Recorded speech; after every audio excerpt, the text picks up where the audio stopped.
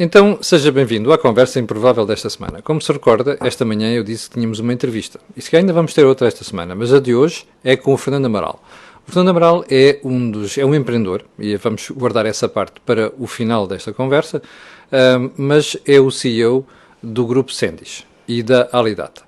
Estas duas empresas fazem software de gestão. Aliás, aproveito para dizer que é uma das parceiras da Cor do Dinheiro, nomeadamente na rubrica Think Tank e o Mel Talks, como você, se segue as duas rubricas, já deve ter percebido. Mas aqui a conversa não tem nada a ver com fretes, tem a ver com a realidade empresarial. E, aliás, fretes, como vocês sabem, é coisa que nós não fazemos. E, portanto, aqui a conversa sobre a parte empresarial, que é tomar o pulso à economia. Como é que as empresas estão a reagir? Fernando, vocês foram muito afetados ou até estão a crescer face ao ano passado? Nós fomos sensivelmente com mais 9% de faturação do que o mesmo período. Tu disseste mais, quer dizer, estás a subir. Estou a subir. As empresas tecnológicas, normalmente nestes períodos, não é que sejamos beneficiados, mas as crises acabam por ter um papel positivo se for bem utilizado, porque são também momentos de saltos tecnológicos. Eu tenho andado a dizer nas últimas semanas que o Covid-19 conseguiu explicar em 15 minutos o que eu andei uma década a tentar explicar, e muito mais eficaz, porque as pessoas com 15 minutos de Covid-19 perceberam muito melhor do que muitas entrevistas e reuniões que eu dei. Fernando, eu havia um empresário que me dizia assim: Camilo, às vezes na economia é preciso o efeito cagaço. Desculpa-me a expressão, mas é mesmo isso. É aquilo que nós estamos a passar. As pessoas julgavam, como às vezes nos acontece na nossa vida particular, que têm todo o tempo do mundo para fazer uma coisa, e de repente descobrem, por exemplo, que o comércio eletrónico, quem não tem, morreu. Portanto, hoje em dia há dois tipos de empresas. Há aquelas que têm e há as que vão morrer. Ou seja, e aquelas que ainda não perceberam que vão morrer. Exatamente, porque hoje em dia é impossível viver sem internet, e nós temos números em Portugal que são assustadores. Por exemplo, 55% das empresas em Portugal é que têm presença nas redes sociais, que é um número muito baixo. 55% só? Eu por acaso estava convencido que era mais. Não, 55% das empresas em Portugal têm presença nas redes sociais. 45% das empresas com mais de 250 empregados fazem comércio eletrónico. 45% das empresas com mais de 250 empregados. Portanto, isto para dizer o quê? Para dizer que há um mercado enorme para as empresas de IT, que o Covid-19 veio acelerar. Portanto, este salto tecnológico que as empresas estão obrigadas a dar nesta altura é um facto e, portanto, acabamos por ter esse benefício. Fernando, para as pessoas perceberem melhor, vocês fazem software de gestão para empresas? Nós fazemos software de gestão para empresas há mais de 3 décadas, sim. Desde 1984. Há mais de 3 décadas. Há mais de 3 décadas. Bom, explica-me uma coisa, como é que vocês, sendo pequenos, conseguem competir com outros gigantes do setor? E já não é preciso ir para a Chaps nem Companhia Limitada, mesmo outras empresas, algumas delas têm até matriz portuguesa. A grande diferença que nós temos para as outras empresas é fazer um trabalho tailor-made, que é, hoje em dia, o negócio do vulgo dos ERPs, do software de gestão. Também há muita gente que ainda não recebeu a certidão de óbito, mas esse negócio morreu já há alguns anos atrás. E hoje as empresas precisam muito de soluções que são customizadas, que são adequadas a cada realidade. E por vezes os nossos recursos são desafiados para projetos que são projetos de integração. Eu digo muitas vezes que nós não vendemos software, nós vendemos soluções, vendemos projetos. Porque hoje em dia, primeiro, é muito difícil ganhar um cliente novo. Eu tenho uma pessoa que está na área comercial, que regularmente está a ligar para clientes, a ver que soluções é que têm, se estão interessados em mudar e tudo mais. A solução que mais ouvimos, ou a resposta que mais ouvimos, é que não estão satisfeitas com o software que têm. À pergunta seguinte, nós perguntamos se está disposta a receber uma reunião nossa, o que recebemos como resposta é: não tenho dinheiro para mudar. Portanto, são duas coisas que parecem díspares, mas que são uma realidade única. As pessoas não estão contentes mas ao mesmo tempo não têm dinheiro para mudar. E isto também é uma situação que neste momento vai acontecer, que é o tempo médio de um sistema informático nas empresas é mais de 10 anos. É o tempo médio que um sistema informático tem numa empresa. E nesses 10 anos, muitas vezes as empresas, vou falar contra mim até, as empresas às vezes não estão satisfeitas, mas não estão satisfeitas não é porque o sistema seja bom ou seja mau. Se calhar utilizam 7, 8% daquilo que o sistema faz. E às vezes é mais fácil trocar do que investir naquilo que têm. Esta parte que tu estavas a dizer que as empresas dizem muitas vezes que não estão satisfeitas tem a ver com a qualidade do serviço. Isso é complicado porque parece que a gente está a falar mal de outros, mas nitidamente tem a ver com a qualidade do serviço. Nós quando dizemos que a nossa dimensão, nós temos perto de 150 pessoas no grupo. São duas empresas, não é? Sim. A Sendis e a Alidata. E a Alidata, e o Masterway, sim.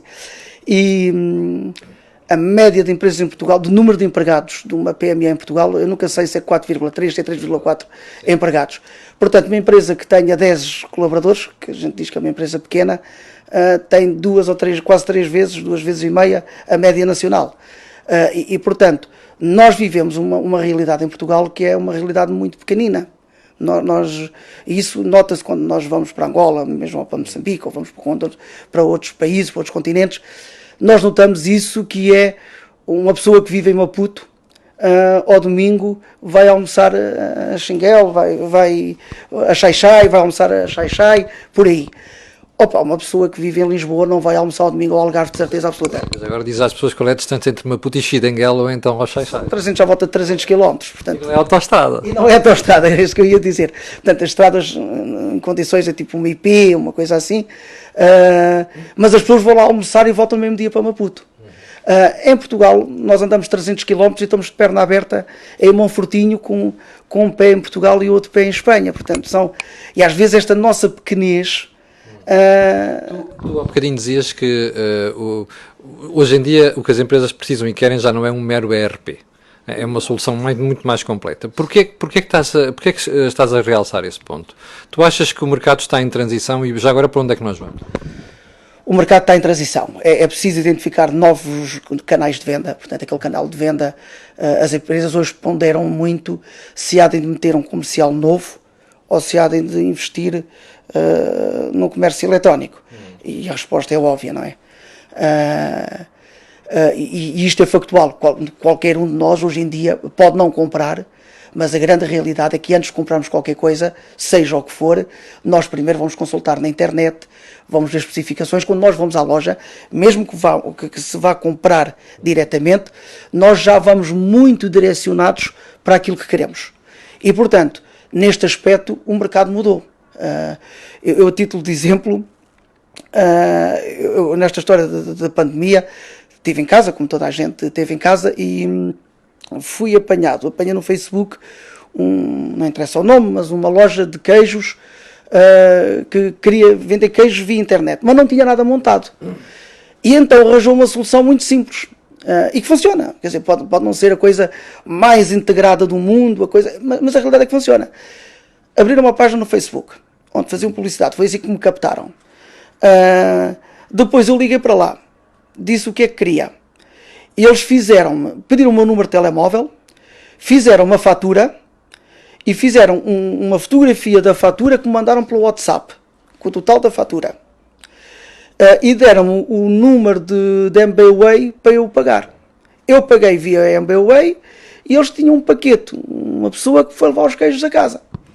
E eu acho que este é um bom exemplo à portuguesa. Tão simples quanto isso. Tão simples quanto isto. Quem não tem nada e de repente, em altura de pandemia, passou a ter tudo. Ou pelo menos passou a ter uma solução. Podia não ser em termos de integração. Passou a usar a cabeça, basicamente. Com ferramentas que estão disponíveis, com coisas que estão disponíveis, sem precisar de solicitar nenhum processo de consultoria. Agora ofereceste os teus serviços à empresa. Nós disse depois. Mas obviamente que isto é uma oportunidade, Claro. de Fernando, tu quando começaste, quando ficaste com a Alidade, tu trabalhavas para a Capgemini em Portugal, não é? E depois abandonaste a empresa, despediste e ficaste com esta empresa. O que é que te deu, nessa altura, ainda mais não era um melhor momento da economia portuguesa, o que é que te deu para correr esse risco? Eu estive a fazer um estágio de 20 anos na Capgemini para ser empresário. E estamos a falar numa altura que vinha aí a crise. É preciso não esquecer. Eu assinei o contrato de aquisição do Sentis com a Capgemini com o Paulo Morgado no dia 7 de É um dezembro. dos colaboradores aqui da página da Cor do Dinheiro, aliás. E que eu gosto imenso de ouvir. No dia 7 de dezembro de 2009. Portanto, no final de 2009, início de 2010. E, portanto, todos nós nos recordávamos em que fase é que estávamos nessa altura. Eu lembro-me de pensar que, enquanto colaborador da Capgemini, nesse estágio que eu tive, a minha única preocupação era a dívida que eu tinha para pagar a casa, como todos os portugueses têm, e era a única preocupação que eu tinha, era o único empréstimo que eu tinha a correr. Eu recordo-me na altura, com as poucas pessoas que trouxe, que fiquei com o encargo, lembro-me nessa noite, distintamente, pensar nisso, depois de assinar a escritura, o contrato, que ficava com perto de 800 mil euros de ordenados para pagar. O que era, algumas vezes, a casa, o valor em aberto que estava da casa. E, portanto, lembro-me perfeitamente de pensar, ou isto corre muito bem, ou todos os problemas do resto da minha vida ficam resolvidos. Exatamente. E o que é que te levou a dar o salto e correr o risco? Essa era a pergunta inicial. Eu sempre me senti, mesmo na Capgemini, dono do negócio, entre aspas. Ou seja, eu sempre vivi o negócio como se ele fosse meu, como todas as decisões que eu tomava no dia a dia, se aquilo fosse a minha empresa, era assim que eu ia gerir. Aliás, um colaborador que eu tinha aqui, eu perguntava-lhe, trabalhava comigo há 20 e tal anos e tinha 15 de Capgemini e 5 aqui comigo, e eu perguntava-lhe, eu sou diferente agora do que era há 10 anos atrás. E ele diz, não, és igualzinho. Isso é um conceito, isso é o melhor conselho que tu podes dar a quem trabalha numa empresa, que é sinta o negócio como se fosse seu. Esse é o melhor conselho, porque faz parte do estágio. Porque nós não podemos ter aquele discurso que nós, por exemplo, muitas vezes vemos nos políticos, que é ter um discurso à segunda, outro à terça, outro à quarta. Há tempos eu ouvi um político dizer, eu não mudei de opinião, eu evoluí no pensamento. Pronto, é uma forma diferente de ver o assunto. O meu paizinho ensinou-me que isso não é bem assim, não se evolui no pensamento com essa facilidade. Mas o ter trabalhado por conta de outrem deu-me aqui duas possibilidades, duas realidades. Uma que vem de mim, daquilo que eu sou, da forma como fui criado, porque o meu pai tinha um negócio, daqueles negócios lá na terrinha, uma mercearia, onde se calhar também este lado empreendedor começou a ser semeado e regado desde muito, muito novo. E portanto essa semente está cá. O meu pai costumava dizer que tinha uma coisa que muito pouca gente tem, que era dono do tempo dele. Embora eu hoje tenha algumas dúvidas se isto é bom ou se é mau. Tenho algumas dúvidas, mas era. Diga que conselho, para terminar, que conselho é que podes dar às pessoas que neste momento estão assustadíssimas com o problema da pandemia, o impacto disto na economia, porque ainda vamos sentir, não é? Ainda não estamos a sentir tudo. Que conselho é que dás às pessoas para não desistir e não ficarem deprimidas?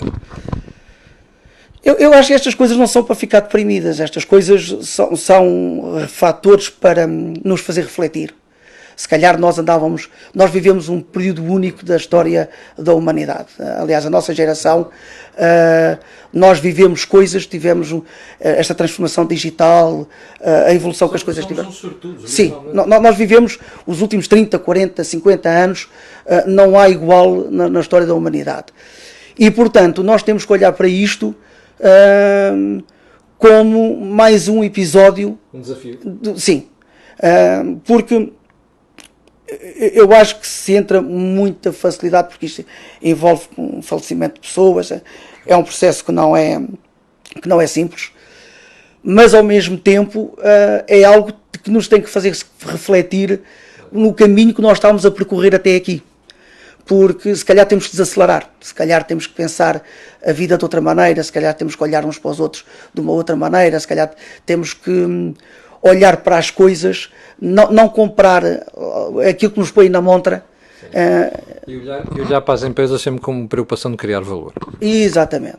Porque é uma coisa que muita gente não tem capacidade. Eu gostava de ser o Estado. E porquê que eu gostava de ser o Estado? Porque eu ouço falar tanto do orçamento. E agora vem aí a história do Orçamento de Estado. O Orçamento de Estado eu podia mudar a mim, que era a coisa mais fácil de fazer. Porque o Orçamento de Estado, quando há falta de dinheiro, é fácil. É ir aos contribuintes e aumento. É para se me faltar... É como em nossa casa. Se me faltar 100 euros por mês, é fácil. Eu vou aos contribuintes, aumento a contribuição e depois temos aquelas barbaridades, agora vamos aumentar mais o imposto para a segurança social, quando nós somos já os países que mais impostos descontamos.